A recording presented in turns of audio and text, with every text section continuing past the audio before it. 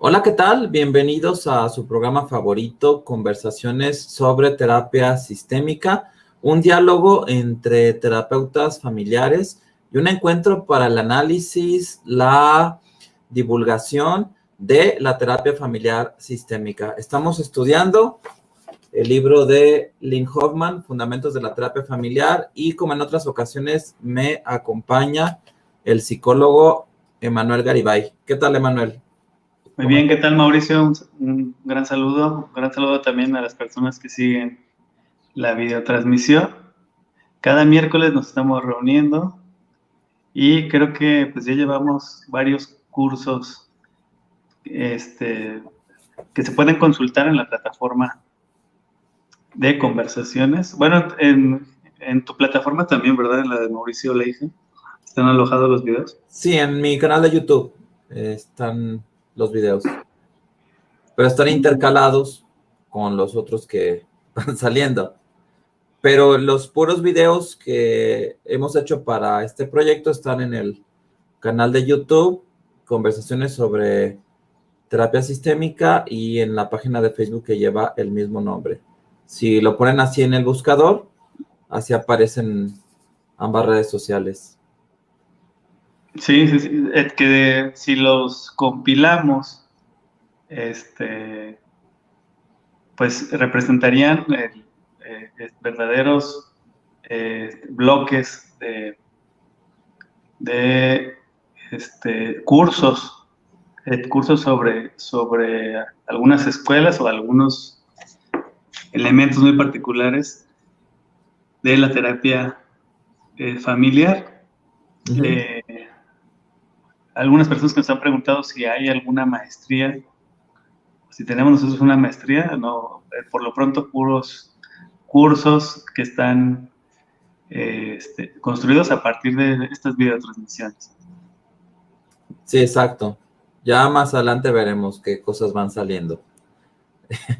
De hecho, creo Muy que bien. hemos estado muy activos a pesar de la pandemia. Eso nos digitalizó más y nos llevó Yo diría que gracias a la pandemia Sí, hemos estado más activos con esto. sí, a partir de la pandemia hemos duplicado las videotransmisiones. Eso nos ha dado la oportunidad de revisar más contenidos. Así es. Bueno, vamos a revisar este capítulo, la terapia familiar y los grandes originales, que se está refiriendo a terapeutas familiares que fueron Ajá. pilares de la terapia familiar y que en vez de formar una escuela, pareciera que pesó mucho su personalidad, su estilo, Eh, su influencia, su herencia para las futuras generaciones. Creo que no he encontrado otro capítulo en la bibliografía de terapia familiar parecido a este, donde un autor haga este análisis, esta discusión sobre la obra de estos autores. Se me Tal parece vez muy la relevante. historia de la terapia familiar de Pablo Bertrando Ah, pudiera parecerse un poco, pero creo que pues fue antes. Este escrito de Lynn Hoffman fue antes, mucho antes. Entonces es el primer retrato de los grandes de la terapia familiar. Pero a mí me parece muy interesante el título, porque la palabra original la está utilizando en sus dos acepciones, ¿no? Que es original, que tiene que ver con el origen de la terapia familiar, ajá. y original porque también pues, nos muestran una, eh, una forma de hacer terapia que no es una imitación, que no es una copia, sino que es algo novedoso después de muchos años de terapia tradicional, ¿no? Entonces De ella hecho, presenta estos ajá. dos. Bueno, sí, de hecho, me gusta cómo empieza el capítulo del libro porque hace una comparación entre la llegada de la terapia familiar y la reforma protestante.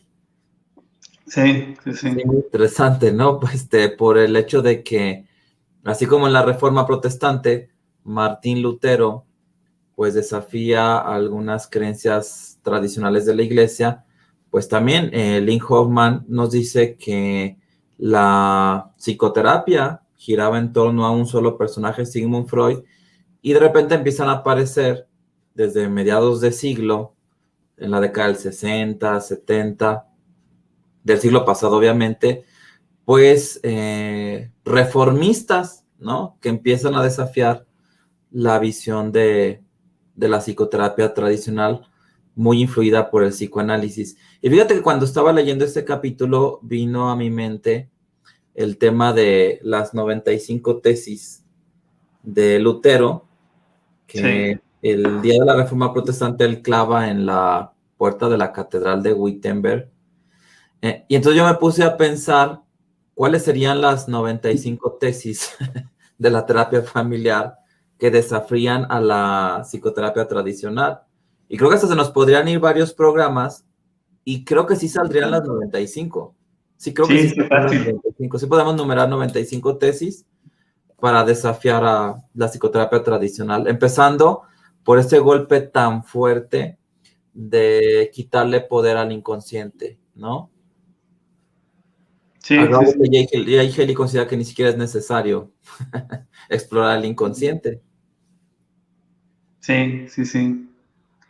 Sí, definitivamente a mí me llama mucho la atención también cómo comienza este capítulo, esta introducción. Y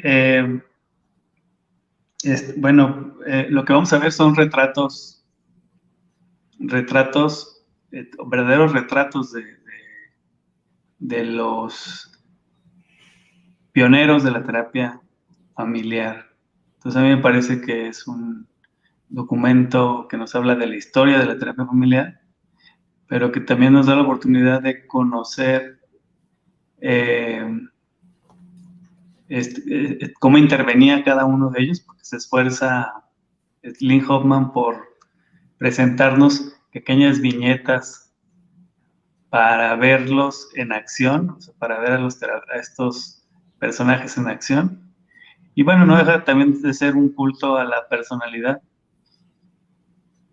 que encumbró a estos personajes de la terapia familiar. Me llama la atención que ponga en primer lugar a la única terapeuta mujer que ella pone en el costal de los originales y que con esa comience, ¿no? Con Virginia Satir.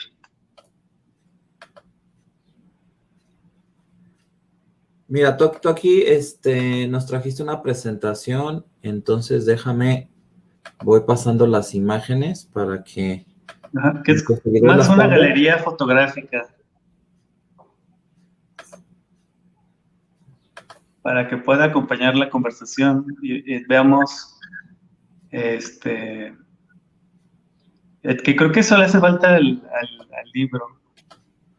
Sí, igual y podrías proponerte como ilustrador de la próxima Imágenes, ¿no? edición, Imágenes. ¿no? Que incluso en el libro de historia de la terapia familiar de Bertrando, Ajá. no hay tampoco imágenes, no hay fotografías. Sí, Que creo que creo que algunos terapeutas familiares no fueron muy fotografiados, ¿eh? Por ejemplo, conseguir fotografías de Mara Servini Palazzoli, al menos en internet hay como dos o tres, y ya, entonces, obviamente, pues debe haber sido una mujer muy fotografiada, pero localizar esas fotos y en filmada, pues, no es tan fácil. y filmada, o sea, me imagino que fue muy filmada. Sí, claro, sí, sí, sí, por supuesto. Sí, El caso yo que estuve elaborando esta galería de fotografías, eh, es el caso también de Don Jackson. Hay solamente por internet dos imágenes, ajá. dos imágenes de Don Jackson, dos fotografías, fotografías de estudio, Entonces es difícil darte una idea de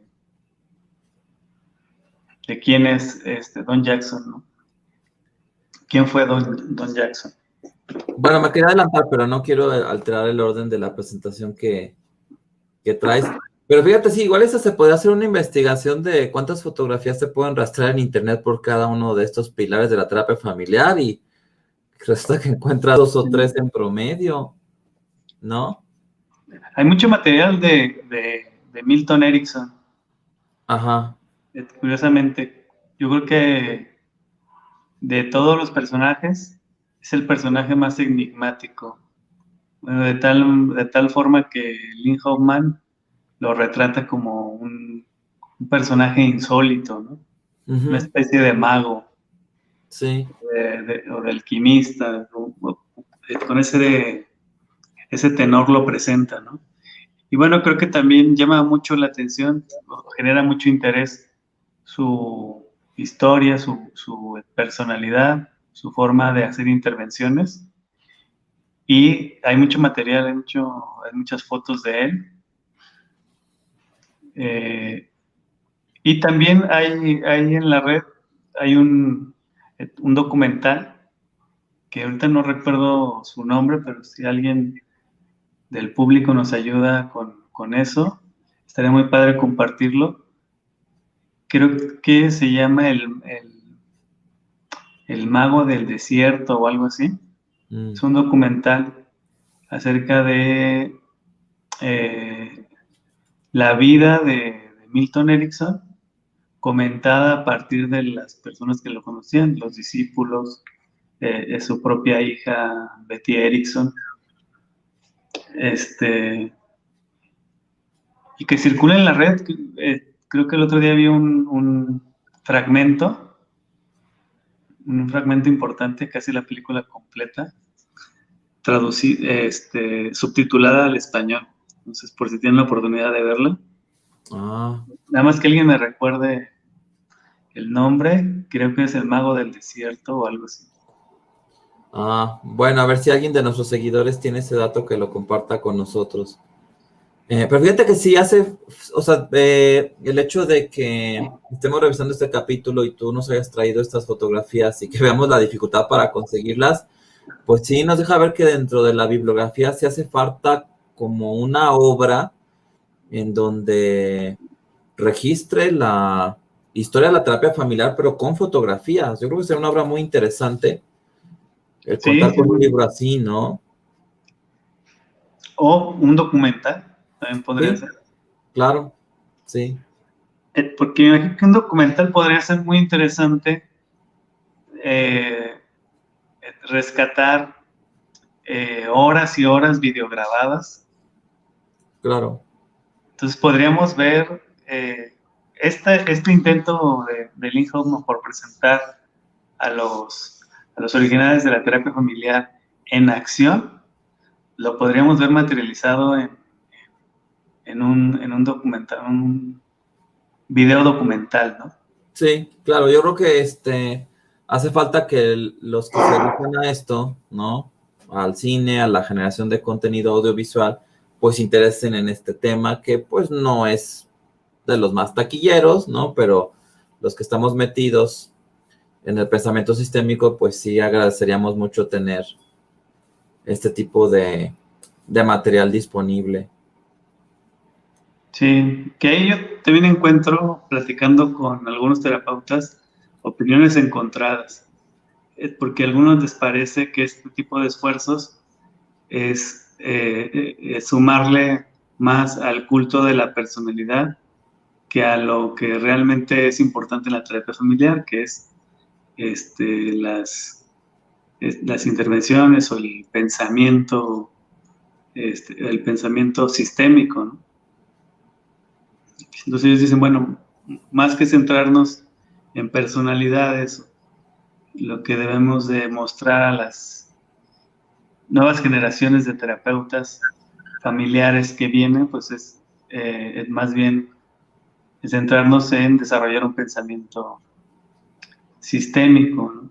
No en adoptar eh, las actitudes de los grandes maestros, ¿no? Claro, sin embargo, por lo que mencionó Lynn Hoffman, pues finalmente se buscaba crear un contrapeso, porque el dominio del psicoanálisis también giraba en el culto a la personalidad de un terapeuta, ¿no? Y entonces vienen estas luminarias que pues vienen a hacer ese contrapeso, y finalmente no dejamos de aprender por imitación. Las personas, sus estilos, sus maneras de ejercer la terapia familiar nos inspiran, nos roban la atención, nos impactan, nos apasionan. Y eso puede ser la llave para que una persona empiece en el campo de la terapia familiar. Creo que más de uno, Sí. Al ver el estilo de un terapeuta familiar o lo que un terapeuta familiar dice o cómo se conduce, le llevó a acercarse a esta modalidad de psicoterapia, no tanto la epistemología, que igual y puedes estar terminando ya el curso de maestría y todavía ni eres capaz de tratar sistémicamente de todos modos. Entonces, no creo que la epistemología sistémica sea el gancho, o sea, como lo que puede representar el punto de partida para un fenómeno, pues hasta de enamoramiento hacia la terapia familiar. Creo que son sus originales, como dice Lynn Hoffman. Sí, sí. Yo recuerdo en mi persona la figura de Milton Erickson. Fue muy impactante, influyente. Con mis compañeros de la generación de la maestría, pues estábamos muy interesados por su obra, por su manera de hacer terapia.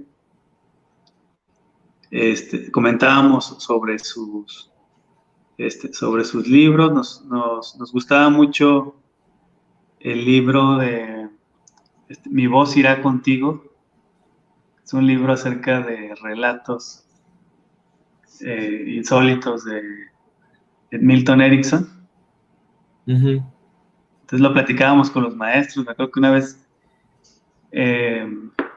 nuestro maestro Ricardo Figueroa, se le platicábamos con mucho ímpetu, con mucho ánimo, que habíamos descubierto ese libro y que nos parecía buenísimo. Y Ricardo Figueroa nos dijo, bueno, ¿y qué van a hacer con ese libro? Se lo van a colgar en el cuello y así van a dar terapia. Colgado pues, el libro en el cuello. Pues igual y sí, también creo que sería una buena manera de tener algunas sesiones de terapia familiar. Ya si te preguntan los usuarios de tus servicios que traes ahí, pues es que pues me van a perdonar, pero esto me inspira, esto me da fuerza, esto me permite estar aquí en el ruedo con ustedes. Si algunos usan un escapulario, ¿por qué no traer un libro colgado en el cuello? Pues sí, claro. Porque fíjate, para mí, pues el personaje más influyente es Salvador Minuchin, que no está en este capítulo, No está. porque él crea una escuela. Es decir, aquí dijo más, se centra mucho en esos personajes, que fue el personaje, su influencia, algo de su obra, pero no creó un modelo, no creó una escuela, o al menos no tuvo suficiente fuerza como el personaje, ¿no? Y de hecho me parece valioso este capítulo porque muestra a estos pilares de la terapia familiar, y esto permite que los estudiantes de la terapia familiar conozcan a estos autores, porque podrías no verlos al estudiar los modelos. Sí. Por ejemplo, en mi caso, cuando estudié terapia familiar, no nos metimos mucho a estudiar la obra de Carl Whitaker.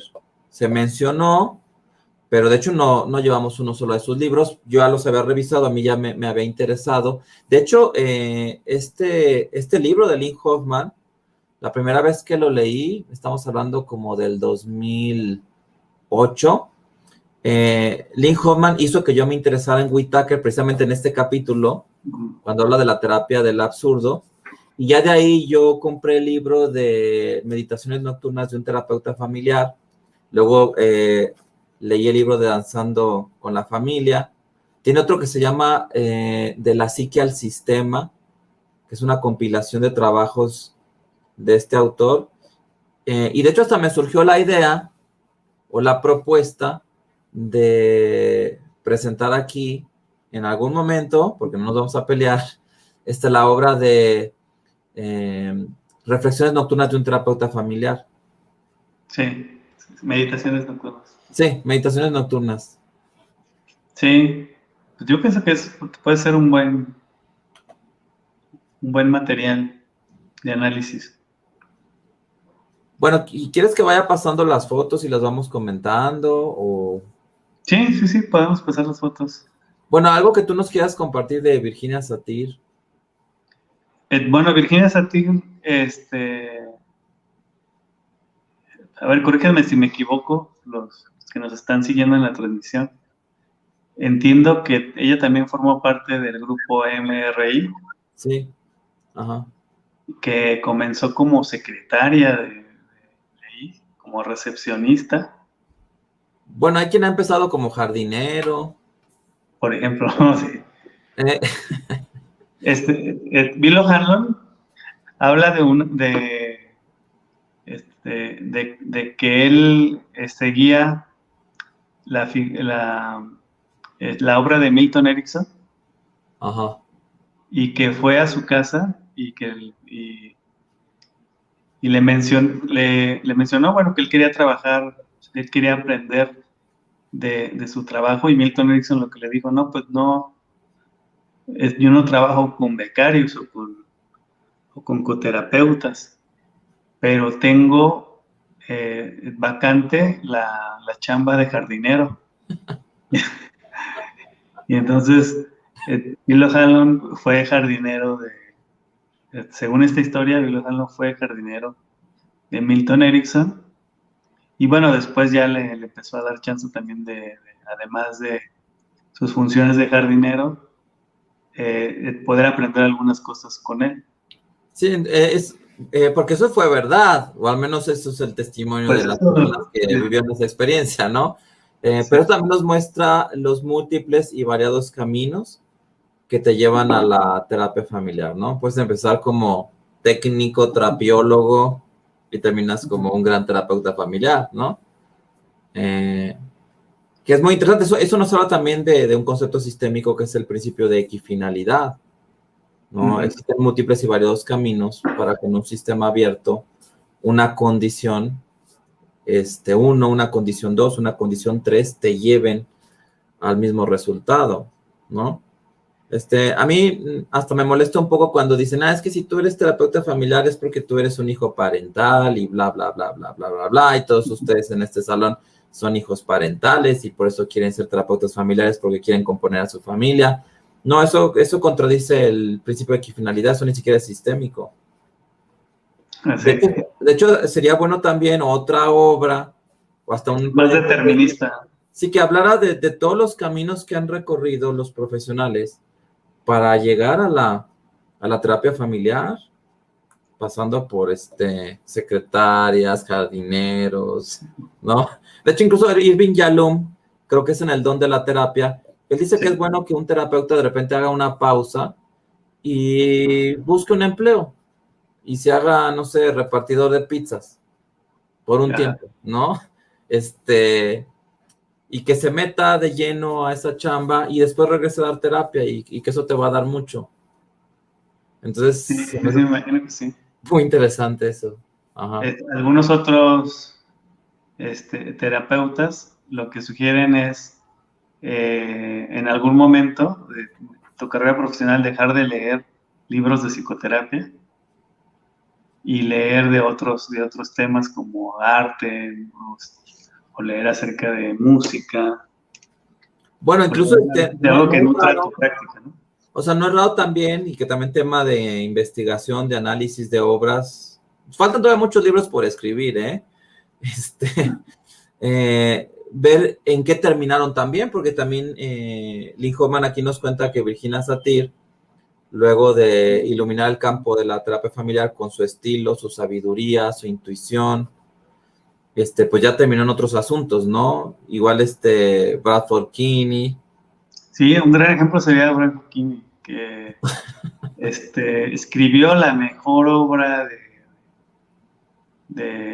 sobre pensamiento cibernético, o sobre pensamiento este, el pensamiento de Gregory Bateson, y después terminó yendo hacia otros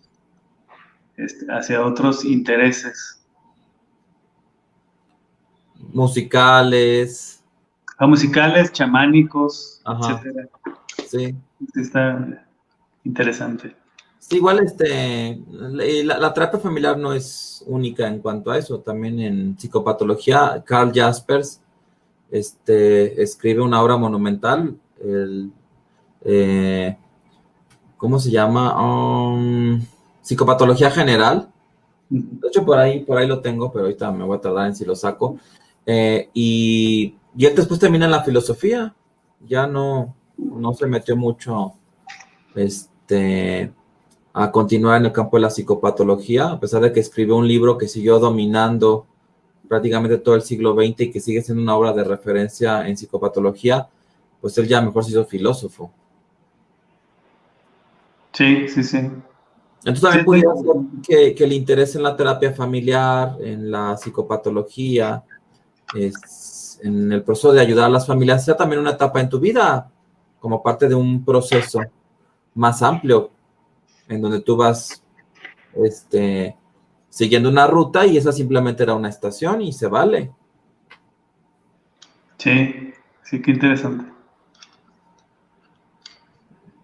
Bueno, pues voy a seguir pasando las diapositivas de la presentación que nos trajiste. Él es Nathan Ackerman. Sí, Nathan Ackerman, miren. Ese es, Sí, esa es una foto que se ve un poco antigua. Y la que sigue es un poco más reciente, creo yo. a ver. Sí. Sí, ¿verdad? Que bueno, también le batallaste un poco para encontrar Exacto, hay pocas fotografías. Y bueno, la obra que se encuentra en español es esta de Diagnóstico y Tratamiento de las Relaciones Familiares, de Editorial Lumen, y sus demás obras están en inglés. Sí, no tenemos traducidas muchas obras todavía. Entonces, no nada más es el reto de muchos libros que faltan por escribirse, sino que también por traducirse, ¿no? Sí, a Ackerman se le atribuye las primeras intervenciones con familias. Hay que Sí, recordar que, bueno, la formación es psicoanalista y desde el psicoanálisis comenzó a romper esa barrera de la terapia individual para empezar a entrevistar a familias. A mí me gusta mucho una entrevista que creo que sí las he visto y hemos platicado acerca de un video que está en la red, está en YouTube. Una entrevista, un video que habla sobre el movimiento de Salvador Minuchin. ujú, Entonces, en una entrevista, Salvador Minuchin habla de que lo que estaban haciendo ellos era algo nuevo, que no se había visto en ninguna parte, y él lo comparaba a aventarse al vacío. sí. Entonces era aventarse al vacío y empezar a construir algo nuevo, y no se dieron cuenta que estaban construyendo no solo un modelo de trabajo, sino una revolución. Sí, claro, porque nunca antes en el ámbito profesional se había trabajado con las familias y el peso que tenía el psicoanálisis también hacía ver que el citar a otros familiares podía contaminar el proceso. Entonces, incluso en las primeras décadas del siglo XX hasta se evitaba citar a la familia completa, se trabajaba únicamente con el paciente. Pero sí, muchos terapeutas familiares venían del psicoanálisis y muchos trabajaban con niños también. Ujú. Se centraban en la terapia infantil y de ahí brincaron a la terapia familiar. Muchos eran pediatras incluso. Muy Eh, bien. que eso es muy interesante y es bueno que aquí tú nos hayas hecho una revisión de los libros principales porque muchos no los conocen. Bueno, aquí está mi autor favorito de este capítulo, que es Carl Whitaker. Sí. Que hay videos que circulan también en la red de entrevistas, de Carl Whitaker. Sí. Mira, conseguí una foto de sus años mozos. Ah, ok. Sí, él creció. De hecho, fíjate que a mí me gustan los libros de terapeutas familiares que empiezan con tintes biográficos. En Meditaciones Nocturnas de un terapeuta familiar, el primer capítulo habla de su infancia en una granja, su paso por la facultad de medicina, su interés en especialidades médicas que no tenían nada que ver con la salud mental, su ingreso al mundo de la psiquiatría, sus primeros pasos en la terapia familiar. Se me hace un revolucionario Carl Whitaker y pienso que su obra es importante revisarla y ojalá haya oportunidad de verlo aquí. También me parece un estilo muy de mucha influencia para los que hacen terapia familiar. Estos dos libros no son tan fáciles de conseguir, pero pues Ajá. ahí deben de andar, ¿no? Son de Editorial Paidós. El de Meditaciones Nocturnas de un terapeuta familiar creo que ya no se está editando, porque aunque son de una editorial muy conocida, pues puede ser que se agota el tiraje de la última edición y que ya no se vuelven a editar, ¿no? Yo lo encontré en una librería de viejo, El de Meditaciones Nocturnas. de meditaciones nocturnas, Ah, sí. Danzando ok. con la familia, no lo he encontrado por ninguna parte. Está muy interesante. Sí, yo el de Meditaciones Nocturnas lo compré en una librería, pero ya se veía que llevaba como 10 años en la librería. Tenía Ajá. tierra, se veía casi como usado, pero estaba nuevo, pero como que se veía que ya llevaba mucho tiempo en los estantes. No se veía como un libro nuevo, pero pues obviamente me lo llevé. Y sí me parece un libro muy, muy interesante. Sobre todo la parte autobiográfica también, que Minuchin tiene un libro que es mi favorito, el de la recuperación de la familia, que también es un libro muy personal, autobiográfico, que habla de sus primeros años, de sus luchas, de sus cambios de domicilio. Muy, muy interesante, ¿eh? O al menos a mí en lo personal me interesa mucho cómo estos personajes llegan a la terapia familiar. Y, Oye, y de Danzando con la familia, ¿qué, de qué es? son entrevistas de terapia familiar, ¿De transcritas, viñetas? ¿Viñetas de ¿sí? casa? Sí, y con transcripciones muy largas de sesiones de terapia familiar que te permiten ver el estilo de Carl Whitaker, lo que Ah, les ok. contestaba, lo que él pensaba. Eh, ahí habla sobre una estrategia que utilizaba él de citar a familias extensas de varias generaciones y rentar una casa Ujú. en las afueras de la ciudad, irse un fin de semana y trabajar con una familia en una casa amplia, ¿no? Una especie de Eh, retiro. sí, exacto. Y yo no sé, creo que él ha roto récord en cuanto a miembros de una familia en sesiones de terapia familiar. O sea, casi, casi como rentar el Estadio Azteca y vénganse todos, de aquí nos arreglamos, ¿no? Muy interesante, no sé, igual sería bueno ver cuál fue su récord, cuánto fue lo Ujú. máximo que él llegó a tener en una sesión de terapia familiar, porque él decía, y esto tiene total lógica, que entre más miembros de la familia trajeras al proceso, más sencillo iba a ser, y tú como terapeuta ibas a nadar como pez bajo el agua. A él le daba Ah, más miedo tener poca gente. se les hace más difícil una terapia familiar con 2, 3 personas. Una terapia individual no se diga. Me interesaría saber cuánto cobraba también. O cómo cobraba, si cobraba por persona, Bueno, fíjate, creo que en cobraba por meditaciones sesión, por nocturnas, hora. yo creo que en meditaciones nocturnas, porque ahorita se me cruzan los cables, él dice que la terapia familiar es la terapia más barata de todas, porque la mayoría de los terapeutas cobran por su tiempo, por su hora de sesión, y entonces si tú invitas a 20, pues que se cooperen y les sale súper barato. Ningún terapeuta familiar cobra por ingreso de personas, no tienes así como una ruedita como tiene los camiones urbanos que van girando y vas viendo cuántos van y vas cobrando, no. Generalmente el terapeuta cobra su hora y pues vénganse 20, 30, 40, les sale baratísimo, se cooperan y hasta les sobra y de aquí se van a los tacos o se van de paseo, ¿no?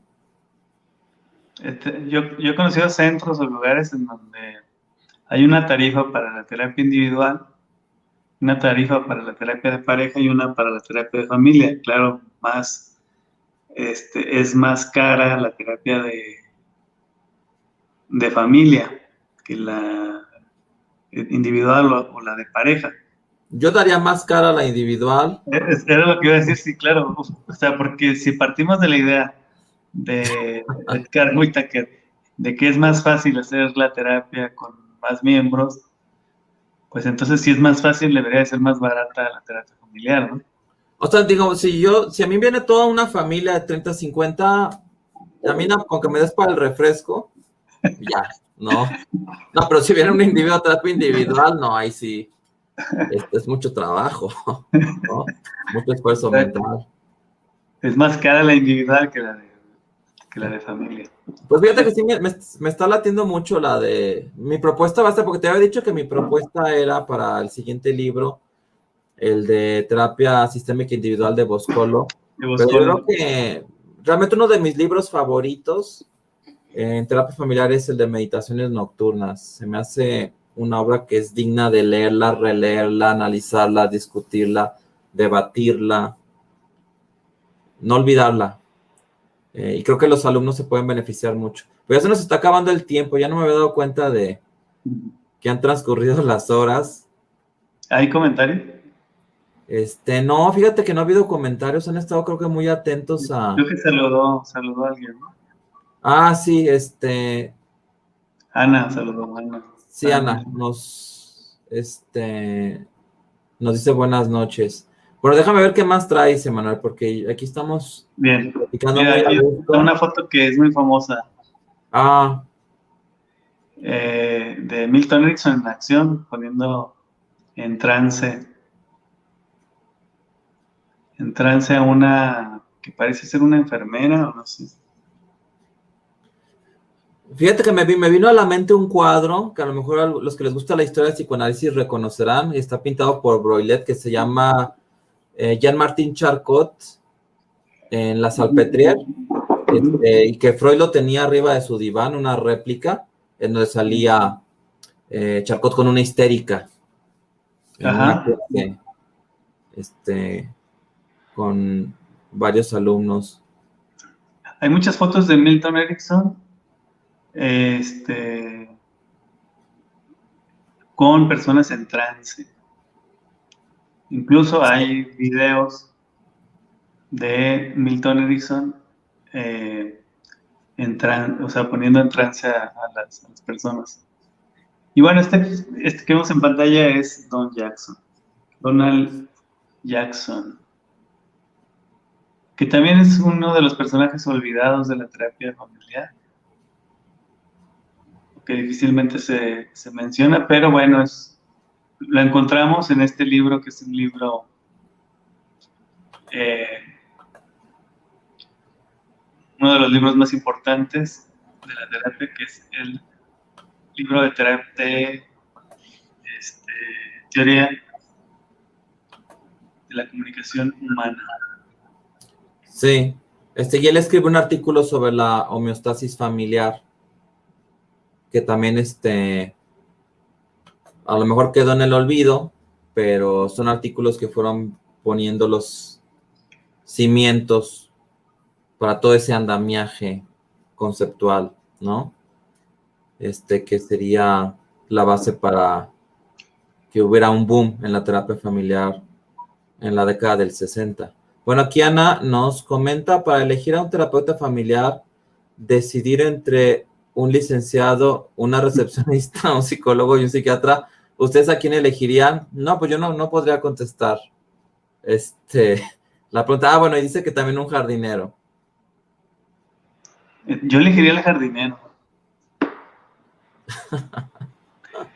Sí, a lo mejor yo también el jardinero. Es que un jardinero tiene más experiencia acerca de procesos de crecimiento que cualquiera de los demás. Fíjate, hay un autor que a mí me gusta mucho, Germán Berrios, psicopatólogo. Tiene un libro muy interesante que se llama Delirio.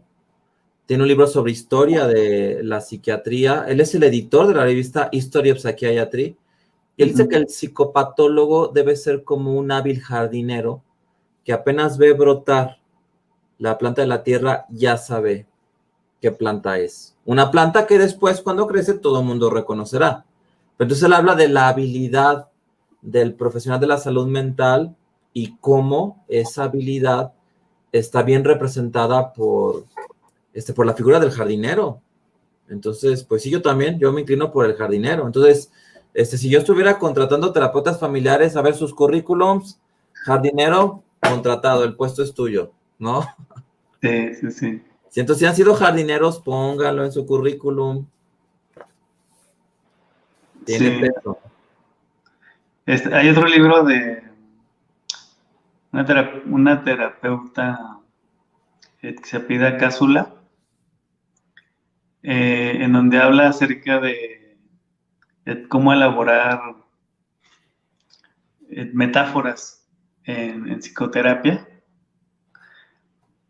Y ella dice que la metáfora, una de las metáforas más representativas podría ser la metáfora del jardinero, como esa persona que es experta en procesos de crecimiento o de desarrollo. Sí, claro. Bueno, yo creo que eso está en los orígenes mismos de la humanidad. Adán y Eva cuidaban el huerto del Edén, eran jardineros. Entonces nos podemos remontar a los orígenes. Pero bueno, ahora ya nos fuimos a tiempos extras, Emanuel. Tenemos que terminar. Sí, esperamos que haya sido de utilidad. Hicimos esta gran investigación fotográfica y bueno, los esperamos para la próxima vez. Vamos a seguir hablando acerca de movimientos, ¿no? De escuelas.